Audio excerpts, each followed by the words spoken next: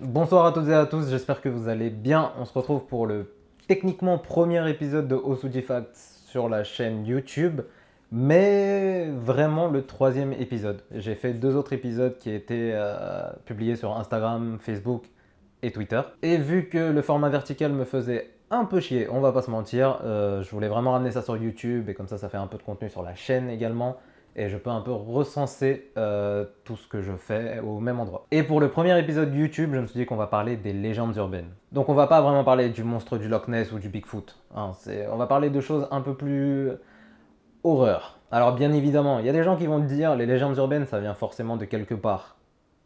Certes, à aucun moment je vais dire que tout ce que je dis est faux, ne s'est jamais passé, ou tout ce que je dis est vrai et que ça s'est passé. Libre à vous de croire ce que vous voulez. Moi je suis là juste pour raconter.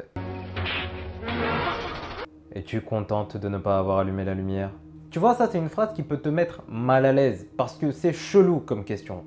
Peu importe qui le dit, peu importe le moment où il le dit. Mais dans cette histoire-là, elle te fait carrément bader. C'est une histoire qui s'est passée dans une université américaine, je sais pas dans quelle ville, et je veux même pas savoir, parce que si un jour je vais dans cette ville, on sait jamais. Je dis pas que j'y crois, hein, mais j'ai pas envie de forcer ma chance non plus. Une jeune fille américaine qu'on va appeler Stella. J'ai pas vraiment de nom américain dans la tête, donc je prends ce que j'ai.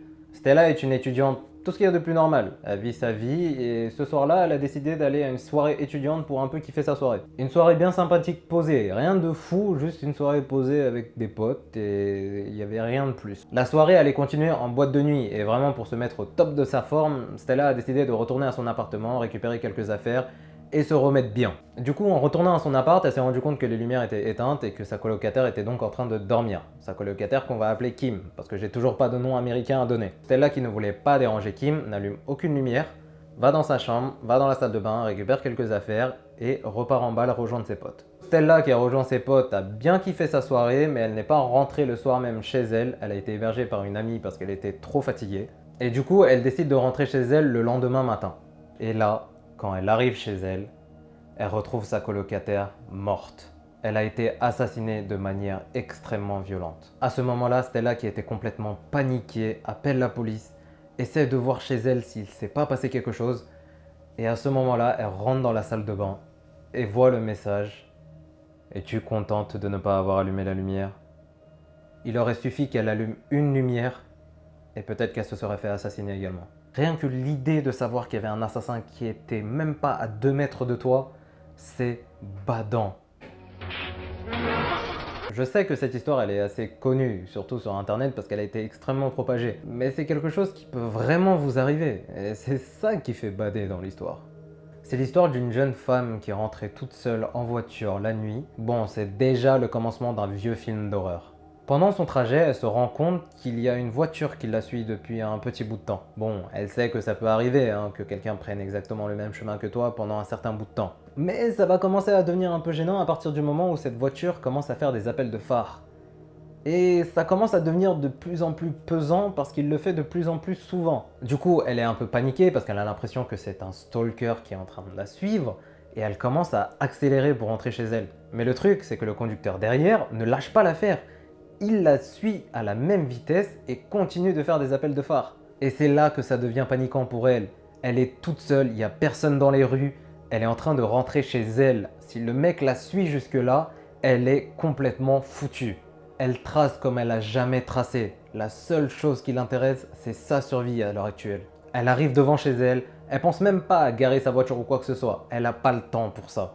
Elle arrête la voiture, sort de celle-ci et trace pour rentrer chez elle. Et entre la petite distance qu'il y avait entre sa voiture et la porte de chez elle, le conducteur de derrière est arrivé à son niveau, sort de sa voiture et lui gueule à la face « Dépêchez-vous de vous enfermer chez vous !»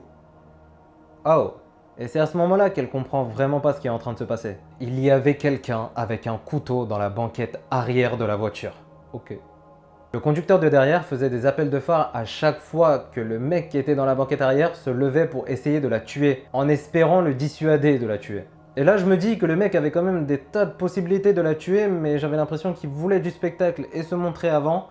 Mais visiblement, un appel de phare et le mec s'est calmé. Pour la fin de l'histoire, apparemment le conducteur de derrière aurait appelé la police pendant qu'il était en train de la suivre Et la police est très vite arrivée devant chez elle et a intercepté le suspect. Enfin le suspect, c'est plus de la suspicion à ce niveau-là.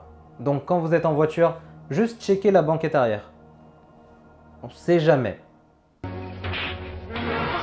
Cette dernière histoire, c'est pas forcément quelque chose qui peut vous arriver. Mais on sait jamais, donc je vais vous la raconter. C'est l'histoire de Kuchisake Onna, qui veut dire la femme à la bouche fendue.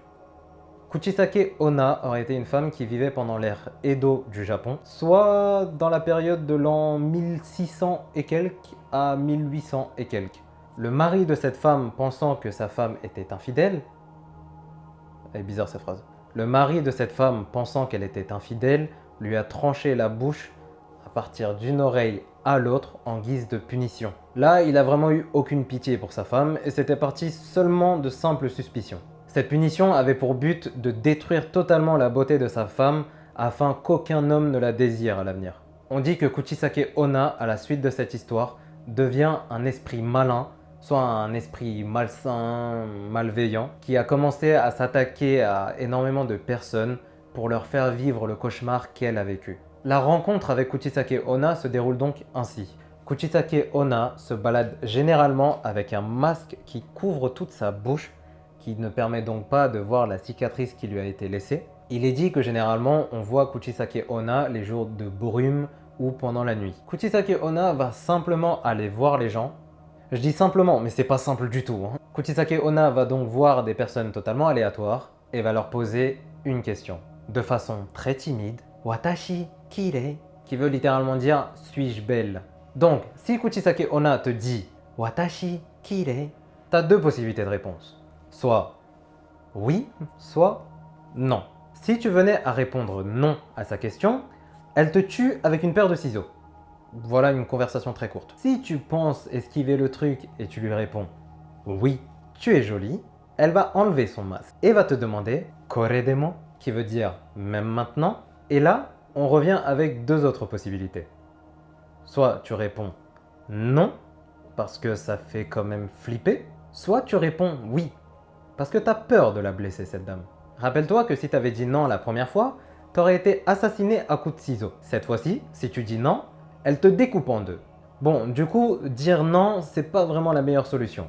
Donc on va choisir la route du oui, parce que c'est ce qui nous a permis de passer à l'étape d'après.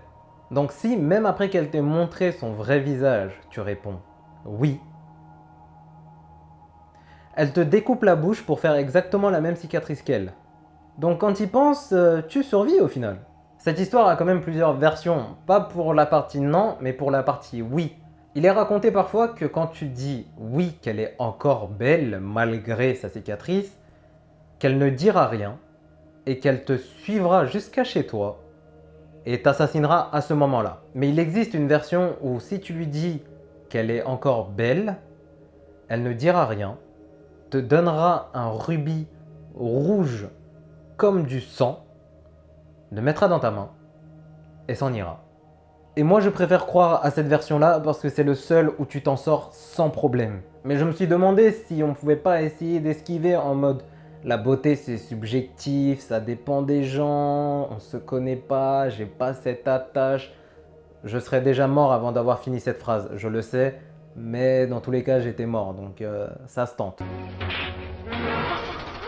C'est la fin pour la vidéo d'aujourd'hui, j'espère que ça t'aura plu. Pour ceux qui ne connaissent pas Osudifacts, j'espère que c'est un concept qui vous plaît. Pour ceux qui le connaissent, j'espère que ça reste quand même dans le même délire de ce que vous avez vu auparavant. Je peux me permettre de faire des vidéos qui sont un peu plus longues sur YouTube, c'est pour ça que je préfère les faire ici.